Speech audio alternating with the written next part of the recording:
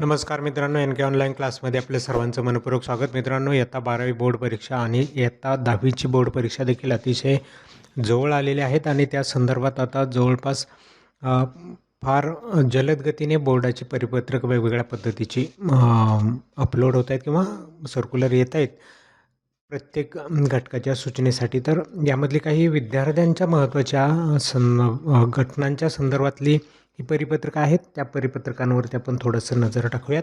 19/1/2026 रोजीचे हे परिपत्रक होतं, ज्यामध्ये उच्च माध्यमिक प्रमाणपत्र इयत्ता 12वी आणि इयत्ता 10वी फेब्रुवारी-मार्च 2026 परीक्षेसाठी विद्यार्थ्यांना द्यावयाच्या वाढीव वेळेबाबत. तर विद्यार्थी मित्रांनो, हा एक महत्त्वाचा निर्णय ह्या ठिकाणी घेतलेला आहे की पूर्वी जे विद्यार्थी 12वी बोर्ड परीक्षेला बसतात त्यांना प्रश्नपत्रिकेचं आकलन करून घेण्यासाठी वेळ मिळत नाही, म्हणून एक 10 मिनिट एक्स्ट्राचा वेळ विद्यार्थ्यांना दिला जातो होता. त्या 10 मिनिटामध्ये विद्यार्थी फक्त प्रश्नपत्रिका वाचणार आणि मग नंतर ती प्रश्नपत्रिका सोडवायला घेणार. जी प्रश्नपत्रिका सोडवायला घेतली जाते ती पूर्ण 3 तास विद्यार्थ्याला फक्त लिखाण कामासाठी शिल्लक ठेवले जातात. तर त्या संदर्भात आत्तापर्यंत सूचना काय आलेल्या नव्हत्या, पण 19/1/2026 रोजी त्याच्या संदर्भात पूर्वी अशा सूचना येत होत्या, आता आल्या नाहीत. आणि मग बऱ्याचशा शिक्षकांच्या मनामध्ये प्रश्न निर्माण झाले, विद्यार्थ्यांच्याही मनामध्ये प्रश्न निर्माण झालेले असतील की ह्या 10 मिनिटाचा वेळ आहे की नाही, की त्या संदर्भात काय. तर एक परिपत्रकच बोर्डाकडून ह्या संदर्भात देण्यात आलं आणि त्यामध्ये सांगितलं आहे की 12वीची परीक्षा 10/2/2026 ते 18/3/2026 या कालावधीमध्ये आणि 10वीची परीक्षा 20/2/2026 ते 18/3/2026 या कालावधीमध्ये आयोजित करण्यात आलेली आहे. तर परीक्षेच्या निर्धारित वेळेनंतर 10 मिनिटे वाढवून देण्यात येत आहेत. म्हणजे 10 मिनिटाचा वेळ तुम्हाला देण्यात येणार आहे, पण हा वेळ परीक्षा संपल्यानंतर 10 मिनिट एक्स्ट्राचे मिळणार आहेत.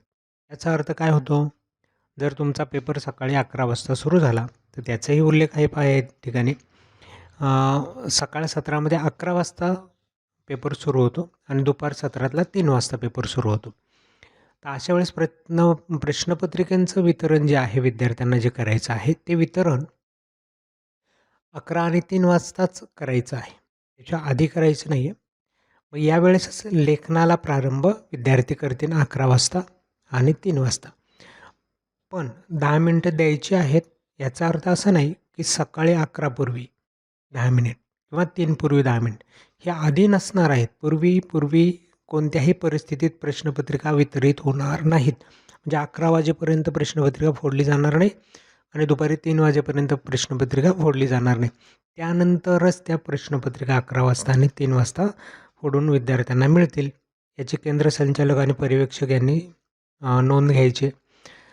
परीक्षा दालनात ज्या क्रमाने विद्यार्थ्यांना प्रश्नपत्रिकेचे वाटप होईल त्याच क्रमाने परीक्षेचा कालावधी संपल्यानंतर लिखाण उत्तरपत्रिका विद्यार्थ्यांकडून गोळा करण्याच्या सूचना सर्व पर्यवेक्षकांना संबंधित परीक्षक केंद्र संचालक यांच्यामार्फत देण्यात याव्यात.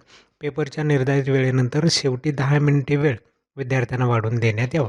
म्हणजे सुटणार किंवा पेपर संपणार केव्हा आहे? पेपर संपतो 11 वाजता सुरू झाला तर 2 वाजता आणि 3चा पेपर संपतो 6 वाजता.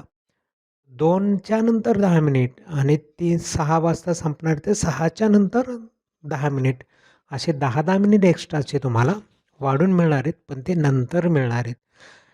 हे सगळ्यांनी लक्षात घ्या. म्हणजे विद्यार्थी मित्रांनो, आपल्यासाठी आणखी एक महत्त्वाची गोष्ट झाली की आता आणखी 10 मिनिटाचा वेळ एक्स्ट्रा मिळाला तर तुमच्या टाईम मॅनेजमेंटमध्ये देखील तुम्हाला चेंज करता येऊ शकतो, बदल करता येऊ शकतो. तो एक महत्त्वाचा भाग तुम्ही लक्षात घेऊ शकता किंवा शेवटचे 10 मिनिट रेषा मारण्यासाठी बाकीच्या कामासाठी तुम्ही वापरू शकतात. नक्कीच तुम्हाला मित्रांनो ह्या ठिकाणी त्याचा उपयोग करून घेता येईल आणि एक्स्ट्राचा वेळ मिळतो आहे म्हटल्यावरती व्यवस्थित सुंदर हस्ताक्षरात पेपर लिहावेत, फार घाई करू नयेत. त्यासाठी टाईम मॅनेजमेंट करा. आपण टाईम मॅनेजमेंटचे व्हिडिओ अपलोड केलेले आहेत.